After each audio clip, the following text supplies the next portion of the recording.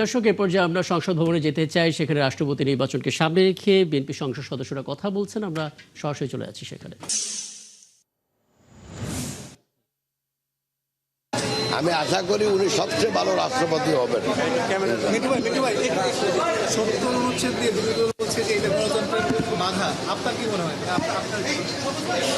গণতন্ত্রের বাধা কি বাধা না, এটা তো অন্য ইস্যু। এই মুহূর্তে আমাদের সংবিধানে আছে, আমরা সংবিধান মেনে চলতে হবে।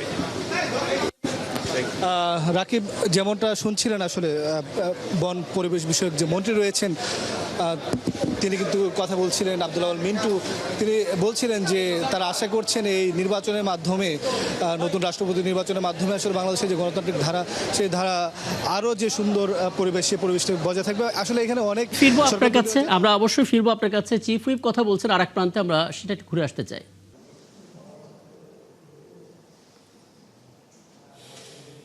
সংসদ ভবনের ছবিটা আমরা দেখতে পাচ্ছি দর্শক। আমরা বলছিলাম যে আর ঘণ্টাখানেকেরও কম সময় রয়েছে নির্বাচনের, রাষ্ট্রপতি নির্বাচনের, এবং আমাদের সহকর্মীদের মাধ্যমে সেই ছবিগুলো আমরা দেখছিলাম। আমরা প্রথমত কথা বলেছিলাম, দেখতে পাচ্ছিলাম সেখানে নাহিদ ইসলামের বক্তব্য, এবং পরবর্তীতে বিএনপির অন্যান্য সংসদ সদস্যরা যখন আসছিলেন তাদের কথাগুলো আমরা শুনছিলাম এবং বলছিলাম দীর্ঘ ৩৫ বছর পর আজ সরাসরি ভোটে রাষ্ট্রপতি নির্বাচন হতে যাচ্ছে। ৯০-এর যে গণতন্ত্রের উত্তরণ, সে উত্তরণের পর দ্বিতীয়বারের মতন এই নির্বাচন হচ্ছে। জাতীয় সংসদ ভবনের যে অধিবেশন, সেই অধিবেশন কক্ষে মূলত দুপুর ২টা থেকে ৫টা পর্যন্ত ভোট দেওয়া হবে, যেখানে প্রতিদ্বন্দ্বিতা করছেন বিএনপি মনোনীত মির্জা ফখরুল ইসলাম আলমগীর এবং বিরোধী দলীয় জোটের প্রার্থী অলি আহমেদ। সংসদ সদস্যরাই ঠিক করবেন মূলত কে যাচ্ছেন বঙ্গভবনে, যদিও সংবিধানের ৭০ অনুচ্ছেদের বাধ্যবাধকতায় সরকারি দলের প্রার্থী শেষ পর্যন্ত জিতবেন, সেটা বলাই যায়। আমরা শফিকুল হক একটা প্রতিবেদন দেখে নিই, তারপর আবারও আমরা আলাপে যাব।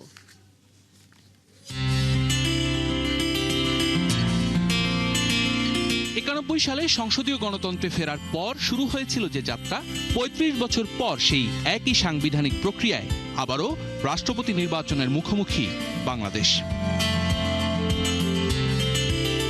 আব্দুর রহমান বিশ্বাস থেকে মির্জা ফখরুল ইসলাম আলমগীর, মাঝে পেরিয়ে গেছে ৩.৫ দশক। ৯১-এ নির্বাচনের মধ্য দিয়ে দেশে ফিরে আসে সংসদীয় গণতন্ত্র। সংসদীয় ব্যবস্থার অন্যতম গুরুত্বপূর্ণ ধাপ ছিল নতুন রাষ্ট্রপতি নির্বাচন। এরপর বদলে যায় নির্বাচনের চরিত্র।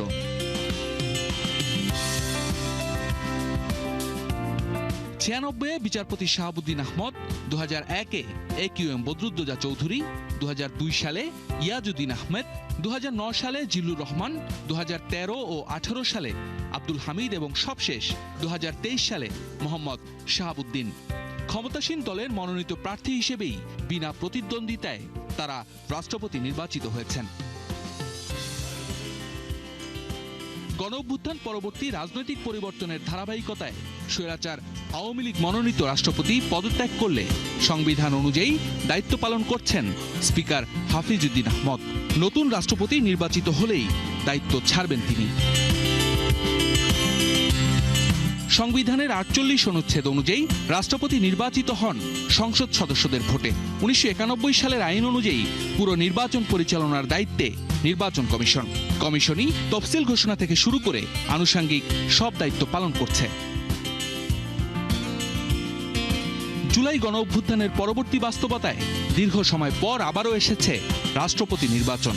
সংবিধানের ৭০ অনুচ্ছেদের বাধ্যবাধকতায় বিএনপি মনোনীত মির্জা ফখরুল ইসলাম আলমগীরই হচ্ছেন দেশের ২৩তম রাষ্ট্রপতি, এটা বলা যেতেই পারে। শফিকুল হক, ৭১, ঢাকা। রাষ্ট্রপতি নির্বাচনের আরও খবরাখবর নিতে চাই। এ পর্যায়ে যুক্ত হচ্ছেন মোহন ইসলাম এবং শফিকুল হক, দুজনই সংসদ ভবনের একজন ভেতরে একজন বাইরে অবস্থান করছেন। আমি মোহন ইসলামের কাছে শুনতে যেতে চাই। মোহন, এক এক করে সংসদ সদস্যরা ভেতরে প্রবেশ করছেন এবং আপনি তাদের সঙ্গে কথা বলছেন, আমরা সেই ছবিগুলো দেখছিলাম। আরও একটু জেনে নিতে চাই কার কার সঙ্গে আপনার কথা হলো এবং কি কি বললেন তারা, প্রত্যাশা এবং ৭০ অনুচ্ছেদ নিয়ে বিশেষ করে কোনো মন্তব্য পেয়েছেন কিনা তাদের একটু জানাবেন আমাদেরকে। মোহন।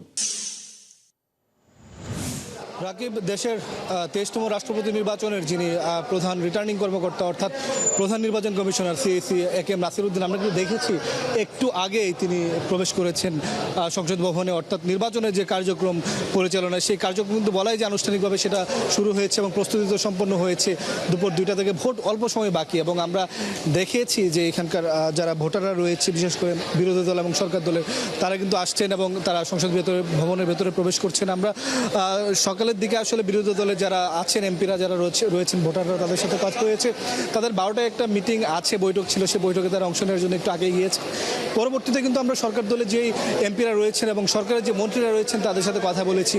যেমনটা বলছিলাম যে আপনার বন ও পরিবেশ বিষয়ক যিনি মন্ত্রী রয়েছেন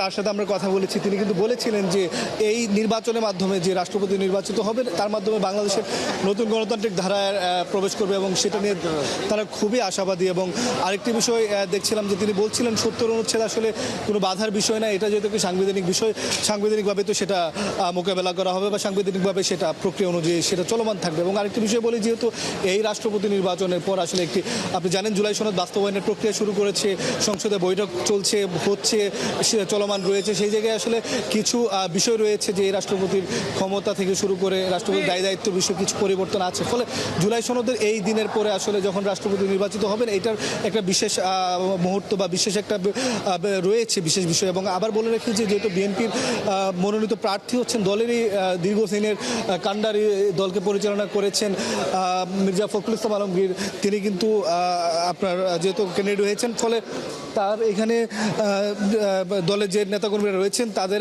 অনেক বেশি আশা আকাঙ্ক্ষা রয়েছে। এখানে অনেক মন্ত্রী প্রতিমন্ত্রীর কথা বলছেন। আমরা একটু বিএনপির যিনি প্রচার সম্পাদক এবং সরকারের প্রতিমন্ত্রী সুলতান সালাউদ্দিন, নির্বাচনে ভোট দিব এটি একটি আলাদা একটি অনুভূতি। বাংলাদেশের মানুষ গণতন্ত্র প্রিয় এবং বিএনপি একটি আধুনিক উদার গণতান্ত্রিক দল। বিএনপি সবসময় গণতন্ত্র লালন করেছে। যতবার এই দেশে গণতন্ত্র হলসট খেয়েছে ততবার বিএনপির হাত ধরেই গণতন্ত্র কিন্তু ঘুরে দাঁড়িয়েছে। রাকিব, এই সরকারের আমরা শুনছিলাম, আরো শুনবো মোহন ইসলাম। একটু চিফ হুইপের বক্তব্যটা শুনে আসতে চাই, তিনি কথা বলছেন এই মুহূর্তে। কাগজ নিয়ে ব্যালট পেপার তাদের কাছে নিয়ে যাবেন, তার একটা মুড়িতে নিজের নাম লিখবেন এবং যেটা ভোট দেবেন সেখানে নিজের নাম লিখবেন। এই পদ্ধতিতে আমরা 2টা থেকে বিকাল 5টা পর্যন্ত আমরা ভোট দেব এবং 5টার পরে আমরা তখনই সকালের উপস্থিতিতে যারা থাকবেন তাদের উপস্থিতিতে ফলাফল ঘোষণা করা হবে এবং ফলাফল ঘোষণা করার পর বেসরকারি ফলাফল, তারপর আজকে যাতে প্রজ্ঞাপনা তার ব্যবস্থা করা হবে। ফলাফলটি সরাসরি প্রচার করা হবে টেলিভিশন। আমরা আপনাদের আজকে যেটা করব সেটা হলো মিডিয়ার জন্য আমরা করেছি, যখন নির্বাচন শুরু হবে তার ঠিক 5 মিনিট আগে থেকে লাইভ শুরু হবে এবং আমাদের রাষ্ট্রপতি, মাননীয় প্রধানমন্ত্রী এবং মাননীয় বিরোধী দলীয় নেতা, এরা মাননীয় আমাদের বিএনপি দলীয় প্রেসিডেন্ট প্রার্থী যারা মির্জা ফখরুল ইসলাম আলমগীর সাহেব, তিনি ভোট দেবেন। এই ভোটগুলো আমরা সরাসরি সম্প্রচার করব, লাইভ হবে। এরপরে আমরা লাইভ করব না, কারণ 2 ঘন্টা 3 ঘন্টা লাইভ থাকলে মানুষের কোনো কাজ না থাকলে কী দেখবে বসে, সেই কারণে আমরা লাইভ করব না। কিন্তু সব রেকর্ড থাকবে, মানে ইনট্যাক্ট রেকর্ড থাকবে, যাতে কোনো অসুবিধা না হয়। আবার নির্বাচন শেষ হবে ঠিক 5টায়, 5টা বাজার 5 মিনিট আগে আমরা লাইভ শুরু করব। কাউন্টিং, ফলাফল ঘোষণা সবটা লাইভে হবে, এটাই আমরা লাইভ করব।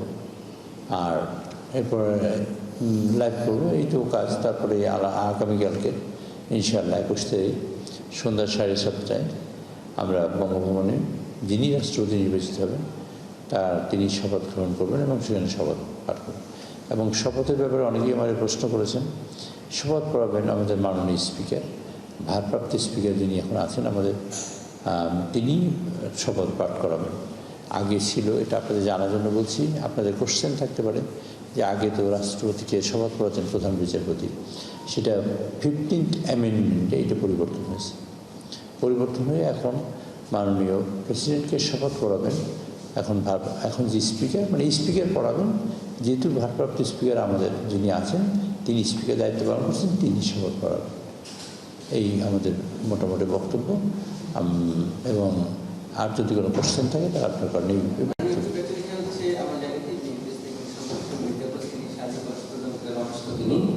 তিনি ভোট দেবেন কিনা বা তিনি কিছু জানিয়েছেন কিনা। আর একটা আলোচিত বিষয় ছিল জামায়াতের গাজী নজরুল, তিনিও ভোট দেবেন কিনা বা তার বিষয়ে আপনারা কিছু জানেন কিনা। আচ্ছা, মির্জা ফখরুল ইসলাম সাহেব অসুস্থ না? তিনি মির্জা আব্বাস সাহেব তিনি জানিয়েছেন তিনি অসুস্থ, তিনি আসতে পারবেন না, এই জন্য তিনি মাননীয় প্রধানমন্ত্রীর সাথে কথা বলেছেন। আর এই দলের ছুটি দেওয়ার সুযোগ আছে শুধুমাত্র দলীয় প্রধানের, অন্য কারো ছুটি দেওয়ার কোনো সুযোগ নেই, ইখতিয়ার নাই। এখানে আমাদের মানে দলের পক্ষ থেকেই সিদ্ধান্ত হবে তার সকলের ব্যাপারে। যে উনি জানিয়েছেন যে উনি অসুস্থ, উনি আসতে পারবেন না এবং উনি ভোট দিতে পারবেন না। আর নজরুল ইসলাম সাহেব ভোট দেবেন কিনা সেটা তার দল বলতে পারবে, সে ব্যাপারে আমার নলেজ নেই। তো দল সিদ্ধান্ত নিলেই কেবল সেই সিদ্ধান্ত অনুযায়ী কাজ হবে। মাননীয় চিফ হুইপ, আপনি যে প্রার্থী মির্জা ফখরুল ইসলাম আলমগীর সাহেব ঠাকুরগাঁও 1 আসনের সংসদ সদস্য, তো সেই ক্ষেত্রে তিনি রিজাইন করেছেন কিনা সংসদ সদস্য পদ থেকে, বা উনি শপথ না নেওয়া পর্যন্ত কোনো পদ থেকে তিনি রিজাইন করবেন না। যখন শপথ নেবেন অটোমেটিক্যালি তার পদ শূন্য হবে, সংসদ সদস্যের পদ, এবং সেখানে নতুন করে সংসদ সদস্য নির্বাচিত হবেন। কাজেই আর মন্ত্রী হিসেবে তিনি আছেন, আগামী যখন শপথ নেবেন তখন থেকে তিনি আর মন্ত্রীও থাকবেন না, তখন তিনি মহান রাষ্ট্রপতি। মাননীয় চিফ কাজ করি, আমার প্রশ্ন হচ্ছে যে ইসি থেকে যতটুকু জানতে পেরেছি 349 জন ভোটার, তো এক্ষেত্রে আমাদের যিনি বর্তমানে রাষ্ট্রপতি মহোদয় আছেন উনি কি ভোট দেবেন কিনা? ভারপ্রাপ্ত রাষ্ট্রপতি তিনিও সংসদ সদস্য, সকল সংসদ সদস্যরা এখানে ভোট দেবেন, কাজে সেই হিসেবে তিনি ভোট দেবেন। বিরোধী দল আজকে একটা অভিযোগ করছে যে এই রাষ্ট্রপতি নির্বাচনটা হচ্ছে জুলাই সনদের ভিত্তিতে হতে পারত, কিন্তু সেটি হয়নি। এটি নিয়ে তারা সরকারের প্রতি অভিযোগ তুলেছেন যে সরকার তাদের কথা রাখেনি। আরেকটা বিষয় হচ্ছে যে তারা বলছেন যে 70 বছরের বাধ্যবাধকতা আজকে এই যেহেতু একটি নির্বাচন এবং এই নির্বাচনের পরিচালনা করছে নির্বাচন কমিশন, ফলে আপনাদের পক্ষ থেকে 70 বছরের বাধ্যবাধকতা দেওয়া সেটি আপনারা আমরা এখন বর্তমানে চলছি কি সংবিধান অনুযায়ী, যে সংবিধান অনুযায়ী চলছি সেই সংবিধানে যা লেখা আছে আমরা সবই মানব।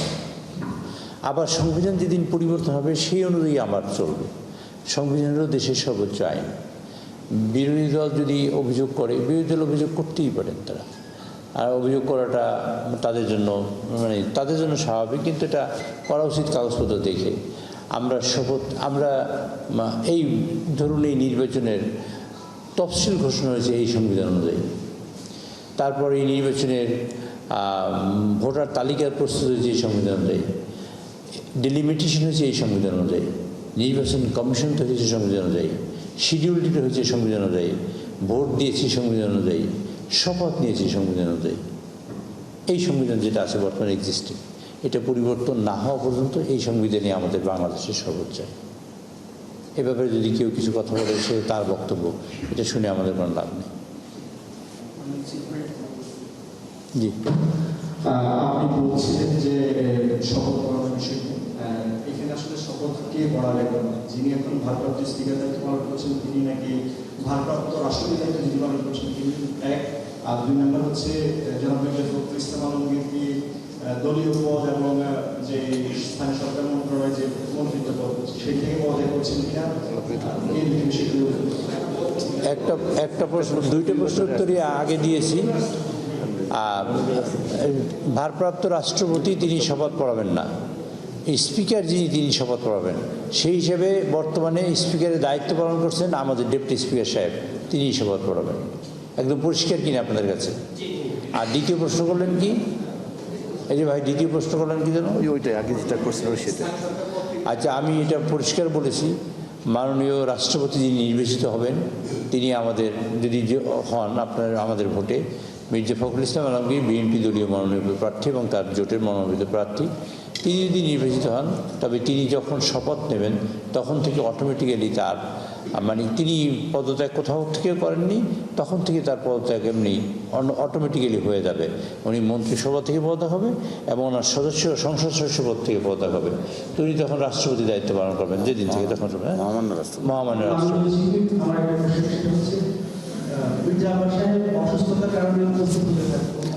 আমাদের মাননীয় হুইপ সাহেব আসছেন, ওনাকে একটু আসতে দেন। জি আসুন। হ্যাঁ স্যার আসুন।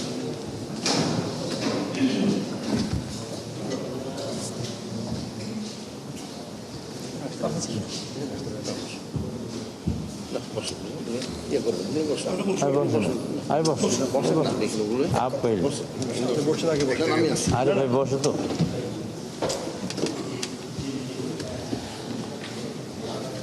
আমাদের আপনারা কিন্তু ছবি তুলবেন, আমরা সকল সংসদ সদস্য মানে হুইপ বৃন্দ বসা আছি, সকলের ছবি নিয়েন, যেহেতু আগে একটা কিছু নিয়ে ফেলছেন সুতরাং আপনি আর একবার ছবি নিয়েন। জি বল। জি আমি সময় দিয়েছি, আপনারা বলেন আর কোনো প্রশ্ন? সংসদ ভবন এলাকায় ছিলাম এবং আমরা চিফ হুইপ নুরুল ইসলাম মনির বক্তব্য শুনছিলাম। একটা ধারণা দিয়ে দিলেন নির্বাচন শুরুর 5 মিনিট আগে থেকে লাইভ হবে এবং নির্বাচন শেষ হওয়ার 5 মিনিট আগে থেকে লাইভ হবে এবং আগামীকাল 7:30টায় রাষ্ট্রপতি শপথ নেবেন, যে শপথ পড়াবেন ভারপ্রাপ্ত স্পিকার। দর্শক নিশ্চয়ই আরও বিস্তারিত থাকবে আমাদের পরবর্তী সংবাদ সংযোগগুলোতে। প্রতিযোগিতার মাধ্যমে রাষ্ট্রপতি নির্বাচন হতে যাচ্ছে বলে মন্তব্য করেছেন বিরোধী দলীয় চিফ হুইপ নাহিদ ইসলাম। রাষ্ট্রপতি নির্বাচনের ভোটের আগে জাতীয় সংসদ ভবনে সাংবাদিকদের তিনি বলেন তাদের প্রত্যাশা ছিল ঐক্যমত্য কমিশনে একমত হওয়া বিষয়গুলো সংস্কারের পর এই রাষ্ট্রপতি নির্বাচন হবে। তার দাবি বিএনপি ফ্যাসিবাদ বিরোধী আন্দোলনের সাথে প্রতারণা করেছে। 70 অনুচ্ছেদ না থাকলে রাষ্ট্রপতি এবং প্রধানমন্ত্রীর ক্ষমতার ভারসাম্য থাকতো বলে মন্তব্য করেন নাহিদ ইসলাম। প্রতিদ্বন্দ্বিতার মাধ্যমে নির্বাচনটি অনুষ্ঠিত হতে যাচ্ছে। প্রথমত আমাদের প্রত্যাশা ছিল যে এই নির্বাচনের পরে গণভোটের রায় অনুযায়ী জুলাই সনদ বাস্তবায়ন হবে এবং আমরা রাষ্ট্রপতি নির্বাচনে যেই ধরনের সংস্কার প্রস্তাবনা ঐক্যমত হয়েছিলাম সেই অনুযায়ী নির্বাচনটা হবে, কিন্তু সেই অনুযায়ী নির্বাচনটা হচ্ছে না। ফলে সেই জায়গায় আমরা আমাদের যে সংস্কারের আকাঙ্ক্ষা সেই আকাঙ্ক্ষাটায় ধাক্কা খেয়েছে। সরকার দলের আজকে আরেকটা জিনিস স্পষ্ট হচ্ছে, তারা নির্বাচনের পর থেকেই বলে আসছিল যে অক্ষরে অক্ষরে তারা জুলাই সনদ বাস্তবায়ন করবে। তাহলে তারা বলতেছে মুখে এই কথা, কিন্তু তারা দেখেন প্রত্যেকটা কাজ করতেছে আগের ধারাবাহিকতায়। ফলে রাষ্ট্রপতি নির্বাচিত হচ্ছে আমাদের যে ফ্যাসিবাদী স্বৈরতান্ত্রিক যেই ব্যবস্থা, যে সাংবিধানিক ব্যবস্থা ছিল সেটার ধারাবাহিকতা হিসেবে কিন্তু বর্তমান রাষ্ট্রপতি নির্বাচিত হচ্ছে, নতুন কিছু না। কিন্তু আবারও সংসদ ভবন এলাকায় যেতে চাই, এই মুহূর্তে কথা বলছেন সাংবাদিকদের সঙ্গে পররাষ্ট্র প্রতিমন্ত্রী শামা ওবায়েদ। আমরা সরাসরি চলে যাচ্ছি। ব্যক্তি, রাজনৈতিক ব্যক্তি, পলিটিক্যাল একজন মানুষ যিনি দেশকে ভালোবাসেন, দেশের জন্য উনি মুক্তিযুদ্ধ করেছিলেন, মুক্তিযুদ্ধে অংশগ্রহণ করেছিলেন, সে একজন ব্যক্তি দেশের রাষ্ট্রপতি হিসেবে মনোনয়ন আমরা করতে পেরেছি। এবং আমরা সকলেই আমাদের মাননীয় প্রধানমন্ত্রীকে ধন্যবাদ জানাতে চাই যে উনি এমন একজন ব্যক্তিকে উনি নমিনেশন দিয়েছেন। 35 বছর পর ভোট দিতে পারছেন, সেটার আসলে অনুভূতিটা সাংঘাতিক অনুভূতি। কারণ এটা আমি আগেই বলেছি একটি ঐতিহাসিক সময়। আমরা সকলে আমাদের 300 সংসদ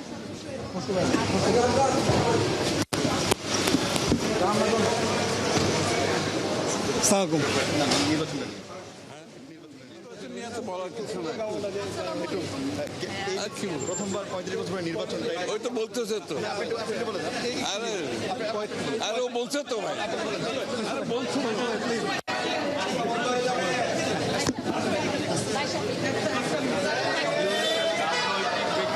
রাষ্ট্রপতি হতে যাচ্ছে।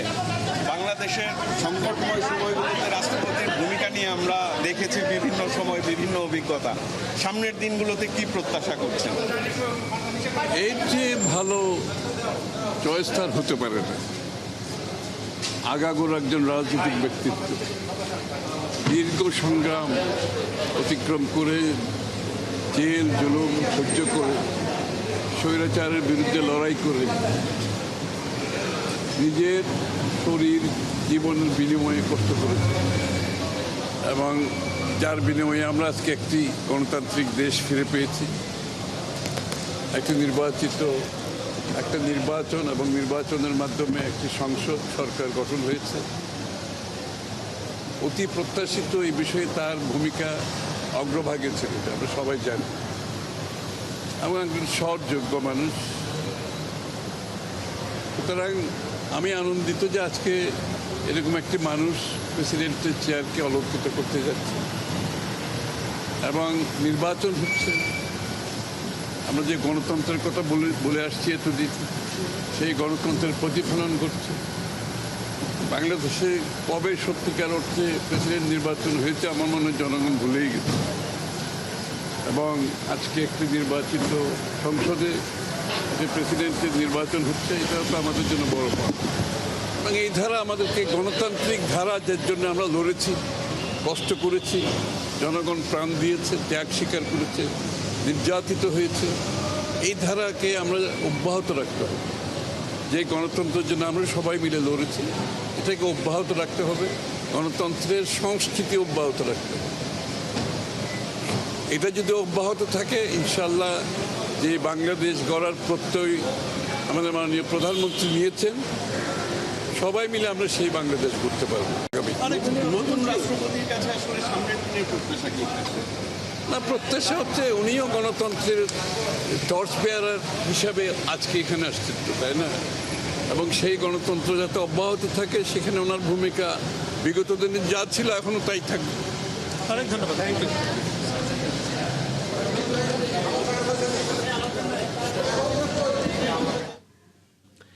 রাষ্ট্রপতি নির্বাচনের প্রস্তুতি চলছে, আর কিছুক্ষণ বাদেই সেই নির্বাচন অনুষ্ঠিত হবে। এবং আমরা দেখছিলাম, আমরা পররাষ্ট্র প্রতিমন্ত্রীর কথা শুনলাম, আমরা অর্থমন্ত্রীর কথা শুনলাম, এবং একে একে সমস্ত সংসদ সদস্যরা আসছেন। নিশ্চয়ই ধাপে ধাপে সেই খবরগুলো আপনাদেরকে জানাবো দর্শক। ওদিকে প্রধানমন্ত্রী তারেক রহমানকে আনুষ্ঠানিকভাবে ভারত সফরের আমন্ত্রণ জানানো হয়েছে বলে জানিয়েছেন দেশটির হাই কমিশনার দীনেশ ত্রিবেদী। সকালে সচিবালয়ে স্বাস্থ্যমন্ত্রী সর্দার শাখাওয়াত হোসেনের সঙ্গে সাক্ষাৎ করে তিনি কথা জানান। আর এই সাক্ষাৎ শেষে সাংবাদিকদের আবার স্বাস্থ্যমন্ত্রী বলেছেন, কলকাতায় অগ্নিকাণ্ডের হতাহতের ঘটনায় ভারতীয় হাইকমিশনার দুঃখ প্রকাশ করেছেন এবং এ বিষয়ে করণীয় সবকিছু করবে বলে জানিয়েছে পশ্চিমবঙ্গ সরকার।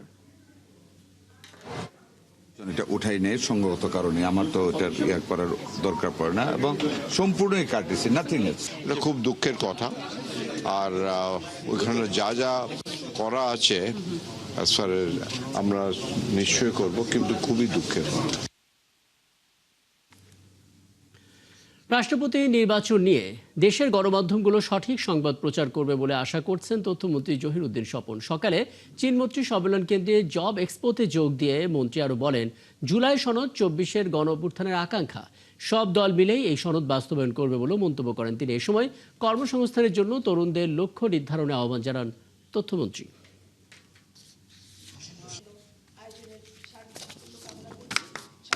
এবং শেষ পর্যন্ত দক্ষ মানব পুঁজিকে রূপান্তর করতে হবে। তাদেরকেও আমরা আমন্ত্রণ জানাচ্ছি। সেই তরুণরাও এখানে এসছে। সেই সূচনা লগ্নে 1988 সালে বাংলাদেশে তথ্য মন্ত্রণালয় দেশের সকল গণমাধ্যমের প্রতি খুবই আস্থাশীল, যে তারা তাদের নিজেদের দায়িত্বের জায়গা থেকেই এ ধরনের একটি গুরুত্বপূর্ণ ইভেন্টকে কাভার করবেন। রাষ্ট্রপতি নির্বাচনের যে আনুষ্ঠানিকতা আমরা শেষ করতে যাচ্ছি, এর মধ্য দিয়ে এক নতুন দিগন্তের উন্মোচন করতে পারবো এবং গণমাধ্যম যেভাবে সহযোগিতা করছেন ভবিষ্যতে সেভাবেই সহযোগিতা করবেন বলে আমরা আশাবাদী। আর একজন ডায়রিয়া ও কলেরা প্রতিরোধে দেশ জুড়ে শুরু হচ্ছে বিশেষ টিকাদান কর্মসূচি। আগামী 22 আগস্ট থেকে শুরু হওয়া এই অভিযানে দেশের 52 লাখ মানুষকে ওরাল কলেরা ভ্যাকসিন দেওয়া হবে। বৃহস্পতিবার রাজধানীর দক্ষিণ নগর ভবনে এই কর্মসূচির আনুষ্ঠানিক উদ্বোধন হয়েছে। গর্ভবতী নারী ছাড়া 1 বছরের বেশি বয়সী সবাই এই টিকা পাবেন। একই সঙ্গে ডেঙ্গু ও হাম নিয়ন্ত্রণে মাঠ পর্যায়ে বিশেষ তৎপরতা শুরুর কথাও জানিয়েছে স্বাস্থ্য মন্ত্রণালয়। মামুন হুসাইনের রিপোর্ট। ডায়রিয়া ও কলেরা প্রতিরোধে নতুন টিকাদান কর্মসূচির রূপরেখা নিয়ে রাজধানীর দক্ষিণ নগর ভবন মিলনায়তনে আয়োজন করা হয় সংবাদ সম্মেলন। বিসমিল্লাহ বলে এই ক্যাম্পেইনের শুভ উদ্বোধন ঘোষণা করলাম। অনুষ্ঠানে জানানো হয় 22 আগস্ট থেকে শুরু হচ্ছে ওরাল কলেরা ভ্যাকসিনেশন ক্যাম্পেইন। এই দফায় 51,75,000 মানুষকে টিকার আওতায় আনবে সরকার। গর্ভবতী নারী ছাড়া 1 বছরের বেশি বয়সী সবাই পাবেন এই ওরাল ভ্যাকসিন। সবগুলির বিরুদ্ধে আমরা জনগণকে অ্যাওয়ারনেস সৃষ্টি করতে হবে। কর্মসূচির সার্বিক দিক তুলে ধরেন স্বাস্থ্য ও পরিবার কল্যাণ মন্ত্রী। একই সাথে কথা বলেন দেশের বর্তমান সামগ্রিক স্বাস্থ্য পরিস্থিতি নিয়ে। ডেঙ্গু ও হামের মতো রোগ বাড়লেও সরকার তা মোকাবেলায় প্রস্তুত বলেও জানান তিনি। আমাদের এই কাজ প্রতিনিয়ত করতে হবে। এখনো সামনে আরো 3টি মাস রয়েছে। সবগুলির বিরুদ্ধে আমরা জনগণকে অ্যাওয়ারনেস সৃষ্টি করতে হবে। যেভাবে করোনাকালীন সময়ে অ্যাওয়ারনেস সৃষ্টির মাধ্যমে মানুষকে মাস্ক পরাইতে হয়েছে, পড়ছে, মানুষ দূরত্ব বজায় রেখেছে, মানুষ হাত ধুয়েছে, হাত মুখ ধুয়ে খেয়েছে, তরিতরকারি ধুয়ে খেয়েছে, এই জিনিসগুলি কলেরার ব্যাপারে কিন্তু মারাত্মক। একই অনুষ্ঠানে বক্তব্য রাখেন ঢাকা দক্ষিণ সিটি কর্পোরেশনের প্রশাসক বীর মুক্তিযোদ্ধা আব্দুস সালাম। জানান কামরাঙ্গীচর ও গ্যান্ডারিয়া সহ বেশ কয়েকটি ঝুঁকিপূর্ণ এলাকাকে এই টিকাদানের প্রধান লক্ষ্য ধরা হয়েছে। প্রান্তিক জনগোষ্ঠীকে দ্রুত টিকা নেওয়ার আহ্বান জানান তিনি। যদি আমরা জনসচেতনতা বৃদ্ধি না করি এবং আমরা সবাই যার যার দায়িত্বে যদি সচেতন না হই, তাহলে সরকার যত কল্যাণকর পদক্ষেপই নেন না কেন, কোনোটাই কিন্তু কার্যকর হবে না। কলেরা টিকা নেওয়ার পাশাপাশি ডেঙ্গু ও হামের মতো রোগ থেকে বাঁচতে প্রয়োজন পারিবারিক সচেতনতা। সরকার শুধু ওষুধ ও ভ্যাকসিন দিয়ে সহায়তা করতে পারে, কিন্তু নিজের ও পরিবারের স্বাস্থ্য সুরক্ষায় ব্যক্তিগত সচেতনতার কোনো বিকল্প নেই, এমনটাই মনে করেন বক্তারা। মামুন হুসাইন, 71, ঢাকা। চলছে সংবাদ সংযোগ সরাসরি সংবাদ অনুষ্ঠান দেখতে চোখ রাখুন 71 ফেসবুক পেজে এবং সাবস্ক্রাইব করুন 71 ইউটিউব চ্যানেল। থাকুন 71।